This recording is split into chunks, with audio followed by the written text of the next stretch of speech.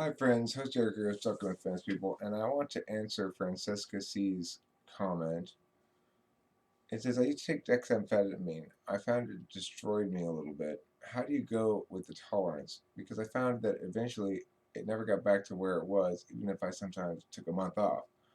I felt I used to think much deeper before I binged it for a few years as well. Now it's much harder to think clearly without it and get stuff done. I think I will go back for another script soon as I've taken 4 years off, but I probably won't stay on for very long. Uh, This is a really interesting comment to me because it it elicits a lot of frames of reference, I guess. So one point it makes is about tolerance. Tolerance is something that one definitely develops with amphetamines. So my arc of consumption, hypothetically, because I don't know how. Well, let's pretend I didn't take it exactly as prescribed. Well, then my consumption would be such that the number of pills I take would start off down here near where I'm prescribed at. Maybe take two instead of one. And then, I mean, I'm supposed to take one twice a day. But maybe I'll take two at the beginning of the day and not take one later in the afternoon. That's still not as prescribed, but that would typically be a beginning of what I would call a cycle. The next day, I'd probably take three. And then maybe like three again the next day. Or more realistically, it would probably be like two, five, three. Because I tend to go a little too hard and then pull back as I realize, Jesus, I'm fucking thwacked. Um, and what does that mean? I know I'm too thwacked when I'm chewing my mouth all the time, and my tongue hurts from chewing on it so much. Then you know you're too thwacked out. But that's one of the issues. Hi, Ruben. The other thing about amphetamines is I'm addressing a question here that somebody asked about amphetamines in the comments. Is the other issue is one of the kind of amphetamines. So you're talking about taking dexamphetamine, which is a little bit more, a little less dopamine than Adderall, which is mixed amphetamine salts. Dexamphetamine is just not quite as good. I don't think. I don't know. She said she found it destroyed her a little bit, and it never got back to where it was, even if sometimes I took a month off. Okay, so this brings up the second kind of frame of reference. The first one is tolerance. The second one is expectations, purpose, and memory. Or I guess that's more than one frame. Expectations is the second. There's the last three frames: expectation, purpose, and memory. So expectation, what are you looking for from it? I'm genuinely looking to be enabled to get shit done and still trying to get my satisfaction from the stuff I'm getting done, not from just the drugs themselves. Like right now, I'm pretty tangly. I took four today, hypothetically. Pretend, remember. And that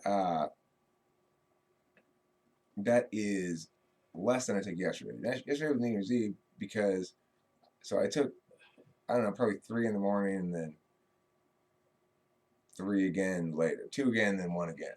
So I ended up taking like six of them yesterday. But it was a long day, and the later part of the day, those booster ones they don't really make you thwacked out, and they just try to kind of keep you level. But so I feel in a lot of ways physically more tingly right now than I did at any point yesterday when I took more yesterday. Regardless, it's an expectations thing. What do you expect from it matters a lot. And it sounds to me like you were expecting it to do all the work. Uh, it should be used correctly, I believe, to enable you to accomplish certain things. And it's used incorrectly when it's just used to make watching TV more fun or something. And when you say you found it, you never got back to where it was, even if sometimes it went off. The question would be, how are you measuring that? So if you're measuring it by amount of productivity, my experience is such that I can take too much sometimes and be less productive, and I can take too little and not be ideally productive, or I can take the right amount and be kind of ideally productive. I'm at a point in my life where I would like ideally to go to bed every night, and I would like to, well, not every night, but most nights, I'd like to keep my SI stuff in line, which means remembering to eat, remembering to go to the bathroom regularly, remembering not to sleep, not holding my pee too long, uh, not sitting out here and shivering, refusing to get up from what I'm doing and get a jacket on because I'm just, okay, well, I will as soon as I finish doing this little thing right here. Trying to take care of my SI is important. When you have problems with speed, in my experience, it is not the speed so much as it is the lack of sleep and the lack of self-care and the lack of self-restraint. If you should do it ideally most days only in the morning and early in the morning. If you're sensitive to it, like I'm pretty sensitive to it, if I do it any later than that, it'll keep me up too late at night. And if it's early in the cycle, it doesn't even matter. I could do it at 6 in the morning. If I take 3 of them 6 in the morning and it's the second day on cycle, I will still be up all night second night. So that's the reality of it for me. It does get back to where it was after I take time off. But again, I'm looking at it from a productivity perspective. I experienced that same possible range of being too thwacked out and actually being counterproductive because I'm just tweaking out on some stupid little thing that not any purpose to it. But there is that sweet spot. So if I were to ask the question, well, but does it make me feel as good as it used to? I don't know. Probably not, I guess. It's not something I've really. What makes me feel good is being excited about the thing I'm doing. That makes me feel good. That is good feeling in a lot of ways. So that's the metric I'm using. You say you felt you used to think much deeper before you binged on it for a few years.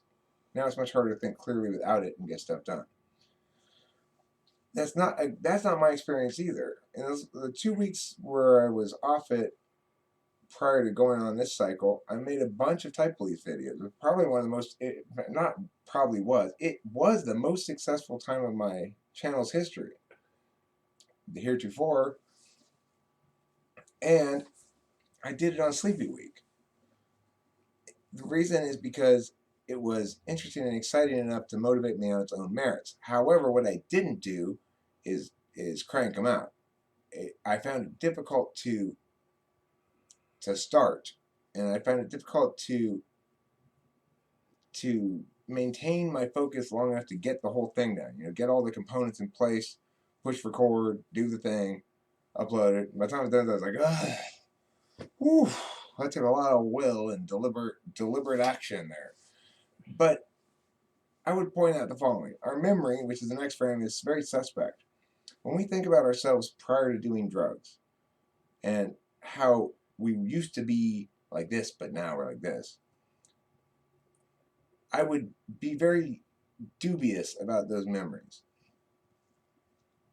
When I was younger, I was just as unproductive as I am now. Really, I was way more unproductive.